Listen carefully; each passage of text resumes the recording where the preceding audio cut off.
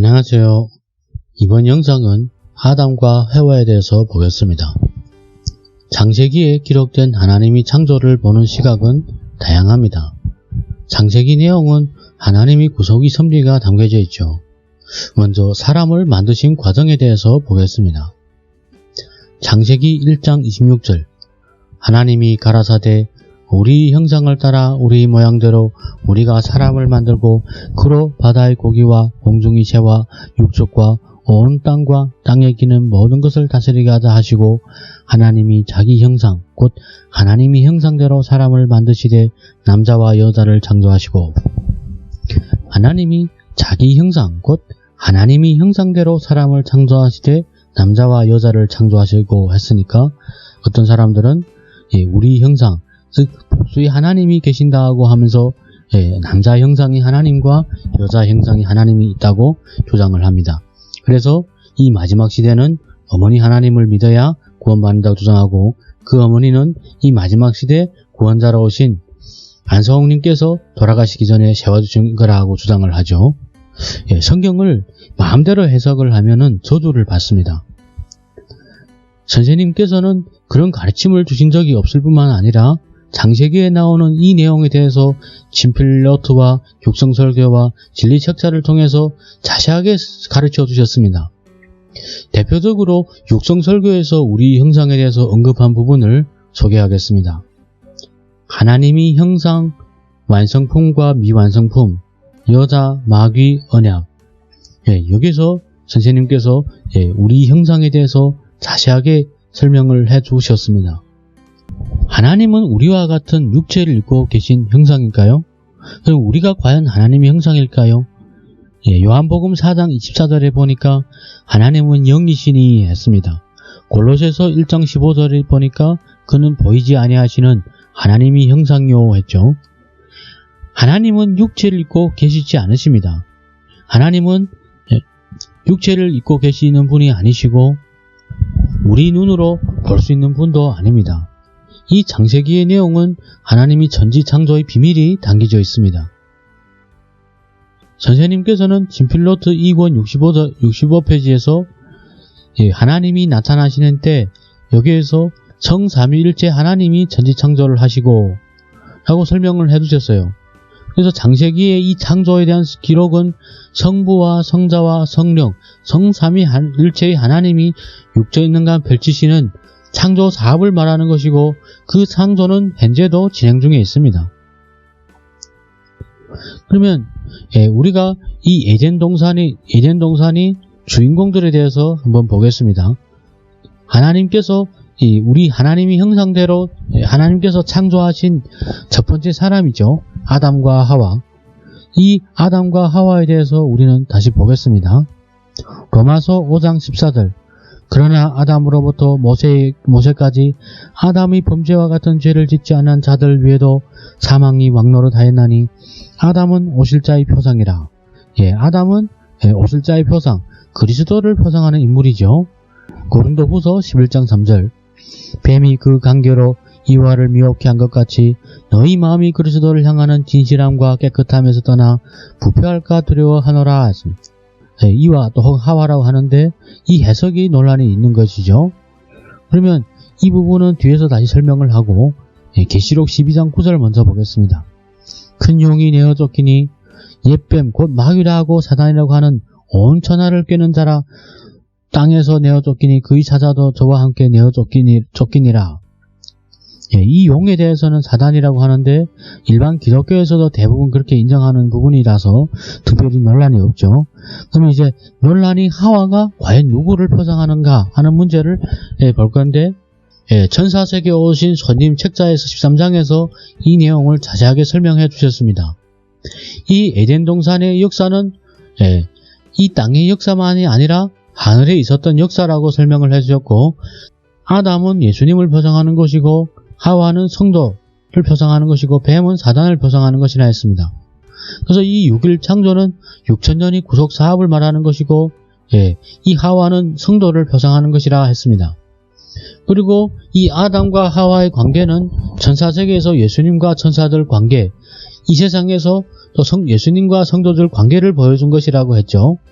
천사세계 온 손님 13장의 내용을 처음 아담과 마지막 아담 이 내용을 한번 살펴보면은 아담은 후에 오실 예수 그리스도를 가리켜 말하였고 해와는 예수 그리스도 안에 있는 성도를 표상한다 하고 명확하게 기록을 해 놓았어요.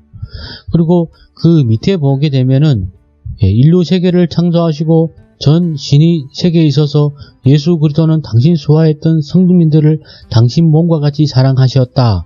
여기 쭉 내려다 보시면 그 관계를 자세하게 기록을 해 놓으셨습니다. 그리고 예수 그리스도께서 왜 이 땅에 오셔야 되고 어떻게 해야 구속을 받게 이 죄 지은 사람들이 어떻게 구원을 받는지 그 원리에 대해서 자세하게 기록을 해 놓으셨어요. 그래서 이 책은 한번 살펴보시면 되겠습니다. 제가 추가적으로 다른 자료를 가지고 또 설명드리도록 하겠습니다. 선생님 친필노트 7권 96페이지에 우리는 본래 어디 있었나 여기에서도 선생님께서는 아담은 예수님을 표상하였으며 해와는 우리를 표상하였으니 하고 설명을 했고 그 외에도 많은 자료들에서 아담과 하와의 관계에 대해서 설명을 했습니다. 그러니까 그 말도 맞고 그래서 어머니는 특별 신부다 그런 주장을 하시는 분들이 있어요. 그래서 선생님 친필노트에 3권에 보면 성령과 신부가 있는데 이렇게 설명을 했어요. 신부들이 많으니 어느 신부를 말하는 것일까? 교회라는 것은 모이는 단체를 말한다. 즉 단체를 말한다고 했습니다. 하나님께서 이 아담과 하와를 만드신 과정을 좀 더 살펴보면은 창세기 2장 22절을 볼 수가 있는데 여호와 하나님이 아담에게서 취하신 그 갈빗대로 여자를 만드시고 그를 아담에게로 이끌어 오시니 아담이 가라되 이는 내 뼈중이 뼈요 살중이 살이라 이것을 남자에게 취한즉 여자라 칭하리라 하리라.